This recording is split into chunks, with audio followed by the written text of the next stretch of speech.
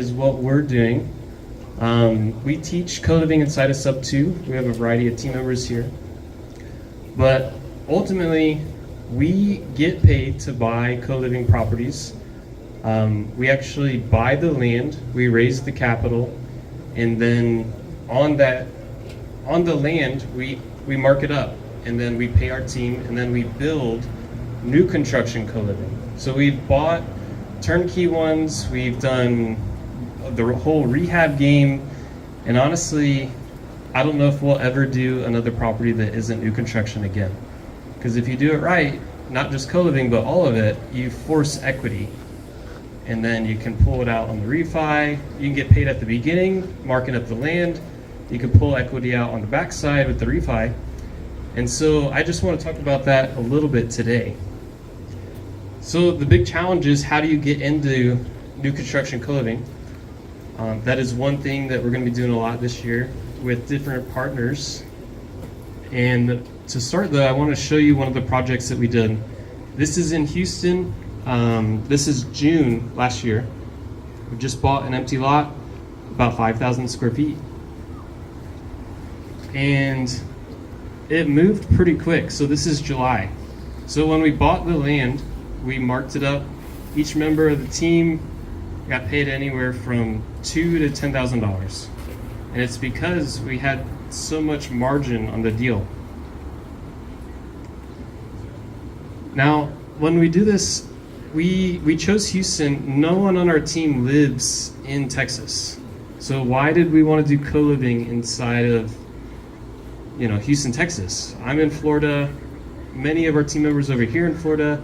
We have Arizona. And ultimately, it's because Houston and a couple other markets, they don't have restrictions on the number of unrelated people that can live together. And so we figured if we're going to scale a large portfolio, we should hit the gas in a city, in a county that does not limit us on how many people can be under one roof. All right, so this is July again. I think that probably took maybe 2 weeks from like the framing that you saw on the ground, like the rough end on the plumbing. And then LD, if you want to come over here for some of these next slides. So this is LD's stoffer. He retired at age 31. He never wears shoes, he only wears flip-flops. And he is our project manager on the team. He oversees all of our projects. He's the point of contact with the GCs. And basically, I pulled him out of retirement 3 years ago to do co-living. LD, what year was your first co-living property that you bought? Actually, back in 2008. So I've been doing it for a very long time. Right. So this next slide, this is August. Very long time. All right, so we bought the land. Let's recap real quick. We bought the land in June. We got the permits, civil, all that stuff. Now this is August. LD flies out, and this is a 10 bed, 10 bath that you're about to see. And LD, from just the ground, and then it's fully framed, I know you made a bet in pesos and you lost it. How many days did it take to go from just the concrete right here to the full frame? How many days did it take? So I used to build houses with my dad, and we were a two-man crew, so we'd go out, we'd do the ground up, and I think it would take us like a month or two to get this done. And we work with investors, so we raise money, and it's people's hard-earned money, and I understand that, and I'm so grateful that we have such amazing investors. So when we do projects like this, I want to be as fast and as efficient as we possibly can. So with our contractor, I made a 500 peso bet that he couldn't get it done in a week, and they got it done in 5 days. Yeah, so these, when you hire the right contractors, you have the right team in place, these projects move very fast. And so I'll dive into the numbers a little bit at the end, but this property, it took about 6 months to build. 10 beds, 10 baths, and once it's fully stabilized, it'll cash flow around $3,500 per month. And that's a true net cash flow. That's after your debt, property management, paying pad split, utilities. Like that is a true, that's sushi money going into your pocket. All right, so I'm not going to go through all of these. Anyone that wants this slide deck to learn, just hit me up after, or we have office hours every Tuesday. People jump on, ask questions, that kind of stuff. But more than happy to share this. A couple of the parts, though, that I want to jump to. There we go. So 3 stories. I don't see it quite on here, but one of the big questions we get is, all right, there's 10 people living together. How do you handle all the noise? Like, how do you make sure there's good cohesion, chemistry in the home? Well, one thing that we do on here is between each floor, you can kind of see it on one of them, there's 18 inches in between each story. And so there's a good buffer. And I like to highlight that part because it's probably one of the top questions we get. Another one, we just got in the audience. So Audrey does not pay me to say this. We are fans of pad split. I know there's a variety of propaganda that floats around saying, oh, they're going to IPO and they want to churn as much as you can. But when we look at the data of our own portfolio, and I have different partners, so I have a variety of pad split accounts, they're all in the 90 plus percentile of occupancy. And a big misconception is pad split is not managing the property. They're the equivalent, would you say, of Airbnb? We're the marketplace. They're just really PPC marketing with some bonuses, like they vet, background check, that kind of stuff. But it really comes down to what I want to highlight is a high quality property manager is the distinguishing difference. And so I'm just going to wrap up real quick. LD, you retired at 31. You have over 50 properties. Why is new construction co-living? You could be doing anything right now. You could be in the Philippines. You could be riding a motorcycle in Vietnam again, in flip-flops. Why are you spending your time with this new construction co-living? So I took quite a few years off, close to 10 years, traveling the world, just kind of being selfish. I actually have 8 kids. Before COVID, thank you. Before COVID, I love you guys. Woo! Before COVID, I took a year and a half by myself, maybe to find Jesus or something, and I traveled around the world a couple times. I saw my family maybe a week out of that time. I'm actually getting an award any day now, the worst father of the year. But to find peace and happiness in life, we have to do something for other people. We've been very blessed with our investors. We have investors here today. I appreciate you guys. And the market has been opening up, and I was telling my wife of some of the opportunities that we're being given.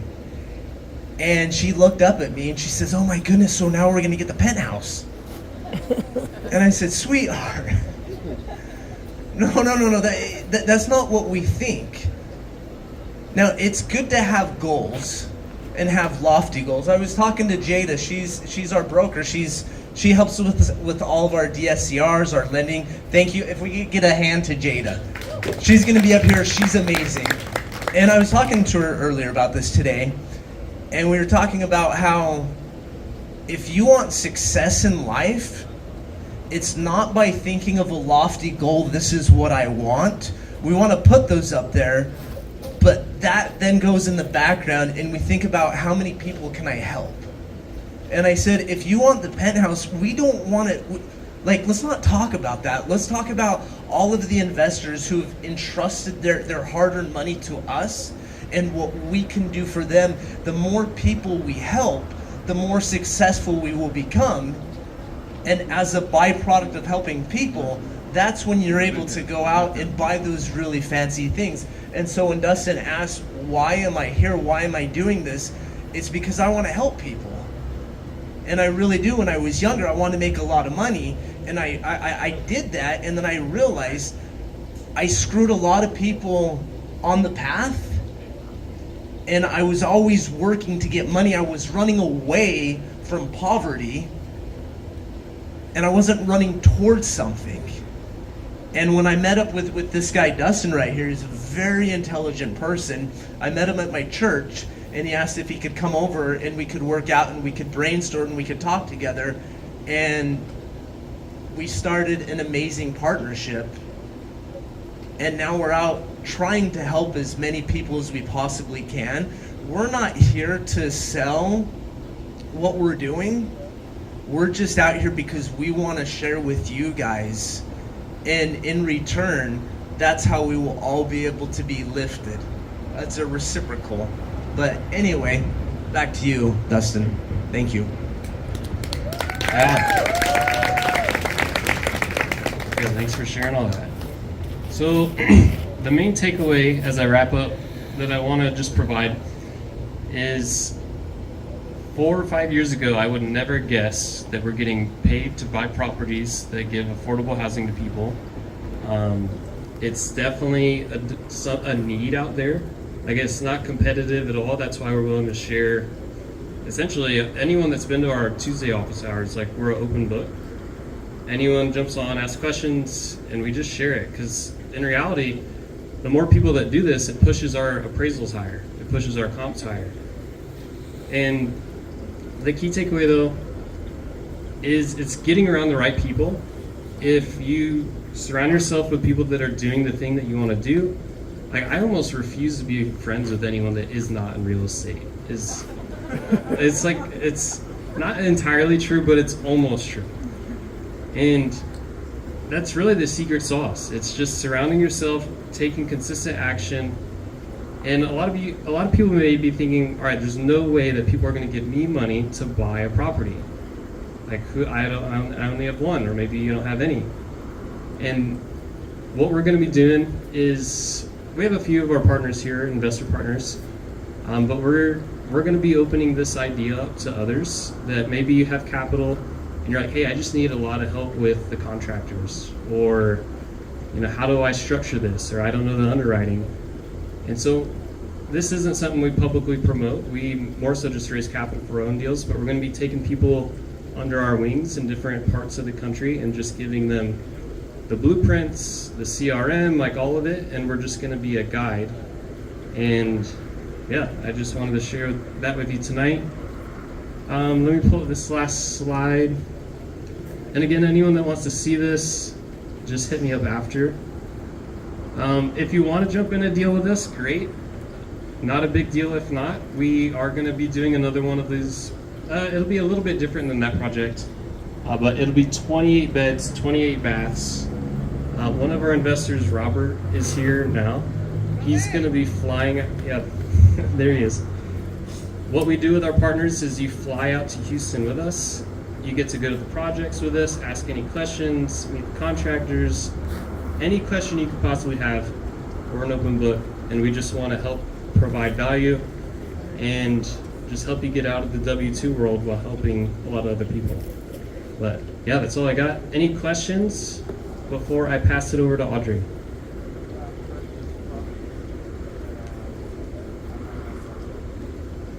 So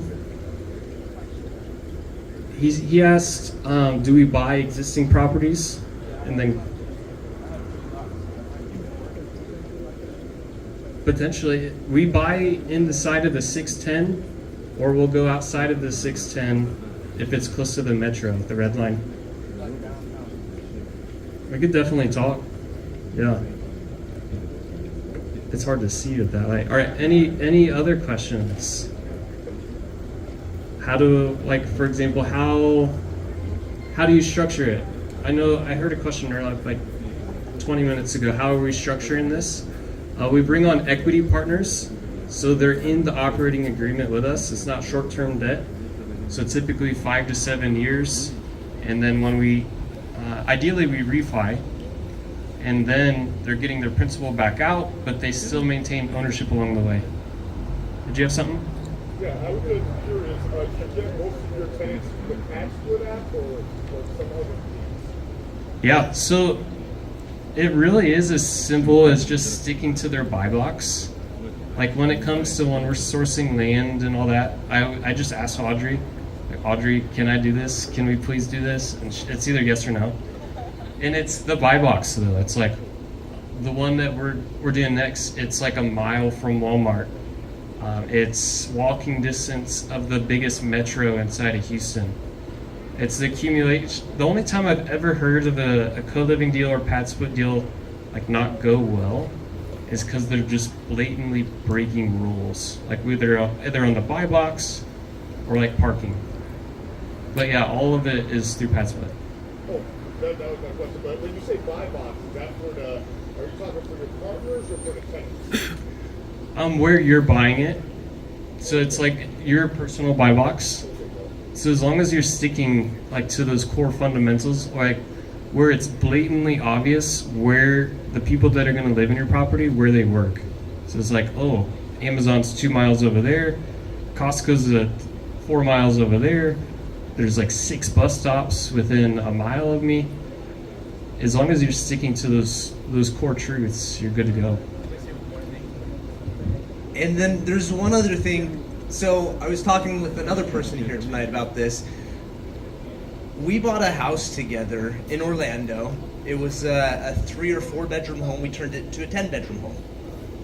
Now with pad split, they set it up in a way where if the city comes and knocks on your door and says, you know, there used to be 2 cars here, but now there's 10 cars. We don't like what you're doing. We go, oh, well, you know, like it's set up in a way where we can do it.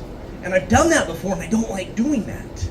And that's why when he talks about sticking to your buy box, this is why we're going out to Houston, and this is why we're not doing the conversions anymore, because I don't want to be that guy going into somebody's neighborhood and saying, I know there was 1 car here before, but now there's 8 cars, and there's nothing you can do about it. That's not a sustainable business model.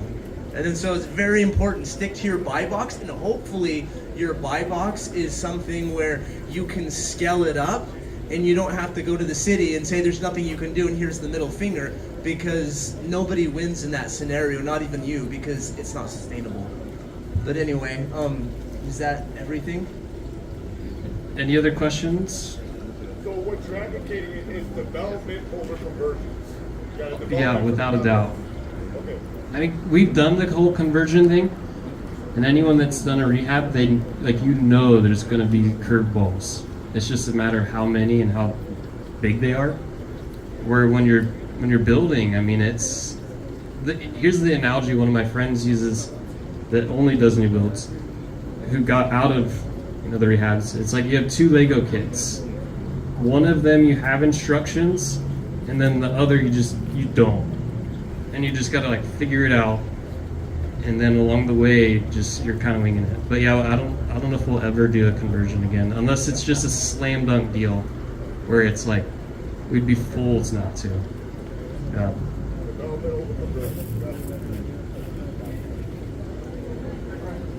What's up? Listen, you mentioned that you bring equity market. Yeah. Could you explain to the people exactly what financial this means? What's the difference between other channels? Yeah. Financial structure. What you're looking, you're exclusively to the market. We are looking at sometimes raising capital or education. Yeah. So no, that's a good question. He asked me to explain the different type of money that we raise. Which official shout out to Stella. She's the one co-founder of Fractional. We raise majority of our money through Fractional. Well, probably like 70%. And the way we do it, in the past 12 months, we've raised $3 million for what I was just showing you. And majority of those partners, they're equity partners, and then the alternative you'll hear people talk about is PMLs, private money lenders, which is like short-term debt, but they don't own it with you. Where the equity partners, they own it with you, and the big benefit is they're on the HUD. So one of the hardest barriers to get into new construction is to qualify for the loans, the new construction loan. But when you partner with people like on that, or I know you do new construction as well, when you're an equity partner, you gain that credibility where you can, depending on the lender, you need like 2 or 3 projects maybe in the past 36 months, and then you can go get those loans on your own. But yeah, we prefer, at this current stage, we do prefer the equity partners. That way we don't have to worry about swapping out lenders at the 12-month mark, and it's just a lot cleaner. And a couple of the benefits though that they also get, so they're getting the cash flow, the appreciation, like the benefit from the property going up, the debt pay down, and then we have one investor that's given us $600K on a couple projects, and we give him as much depreciation as we can. And so for him, like he's selling a business, every 6 months he gets a few $1 million. He parks it into our deals instead of giving it to the government, and then his accountant figures out all the logistics, but because he's an equity partner, not a lender, he can write off like hundreds of thousands of dollars of depreciation. So anyone that is looking to offset their income, there's a lot of details behind it, how to qualify, but equity partners, they get that benefit. Guys, I faced it. I just want to mention what Dustin just said. Last year, I had to pay $120,000 in taxes. I make money in real estate, but I don't own real estate. If I would have invested with them, or with him or with her, whatever, I would have saved this money, and this money would have produced me more money. So if you're accountants, lawyers, realtors, whatever, you need to own real estate. Try to get on the projects where you can be equity partners, not limited partners in, multifamily project, actual equity partners. This way you can write off depreciation and you can write off your ordinary income. Because if you just give in money to someone to manage, or you're lending to someone, it's not going to give you the write-off at the end of the year. So if you want to not to pay taxes, you're going to invest with people who will give you equity in the project. Okay? Julie? So guys, just wanted to reiterate what Dustin said. So I'm an equity partner on one of his deals. What's that, the 2020 in Houston? And I start off as a private money lender, and it's just rinse and repeat, right? Just like you're doing a fix and flip, you got to go find the next deal, you got to vet it, you got to do all of that. So instead of doing that, I work with these guys on a team. They have an excellent team. And now I'm an equity partner. So my money is just there. We're helping people solve the the affordable housing crisis. And then my money makes money. So I just go there. They help underwrite the deal, to do everything. And Padsplit's amazing. You're going to hear from Audrey next. But I just want to test that. And if you want to understand how fractional works and how that side of it with the operating agreement, I'll be happy to chat with any one of you about that. You guys, most of you have my link, so let's jump on a call. And also what's really good, I just want to reiterate the office hours. It's on Tuesday, what time again, 4? Yeah, 4 Eastern. So if you're interested in co-living and partnering with these guys, please hop on. They answer any questions that you have.